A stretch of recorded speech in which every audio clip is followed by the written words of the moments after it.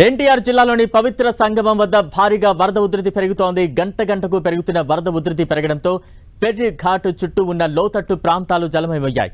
Ibrahimpatnam ring centre వరకు వరద నీరు చేరుకుంది. ఇబ్రహీంపట్నం జల విలయంలో చిక్కుకుంది. సమీపంలోని గ్రామాలన్నీ అష్టదిగ్బంధనంలో చిక్కుకున్నాయి. ముంపు ప్రాంతాల్లో చిక్కుకున్న ప్రజలు ఇంకా అక్కడే ఉన్నారు.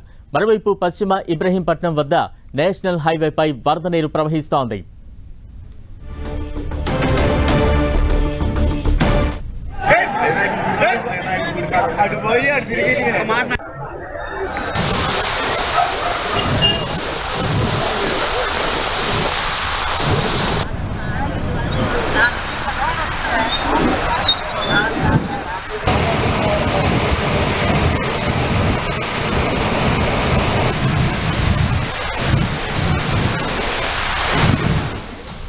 ఇబ్రహీంపట్నం రింగ్ సెంటర్ వద్దకు భారీగా వరద నీరు చేరుకుంది. పవిత్ర సంగమం వద్ద భారీగా వరద ఉధృతి కొనసాగుతోంది. చూస్తూ ఉన్నాం, ద్విచక్ర వాహనాలు పూర్తిగా మునిగిపోయిన పరిస్థితి మనం చూస్తూ ఉన్నాం. మోకాల లోతు వరకు కూడా నీరు చేరుకోవడంతో వెంటనే కూడా అక్కడ సహాయక చర్యలు అయితే మొదలవుతూ ఉన్నాయి. చాలా మందిని సురక్షిత ప్రాంతాలకు తరలిస్తున్న దృశ్యాలు మనం చూస్తూ ఉన్నాం.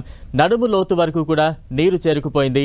అనేక చోట్ల పార్కింగ్ వరకు కూడా నీరు చేరుకున్న దృశ్యాలు అయితే ప్రస్తుతం మనం ఇబ్రహీంపట్నం పరిసర ప్రాంతాల్లో చూస్తూ ఉన్నాం.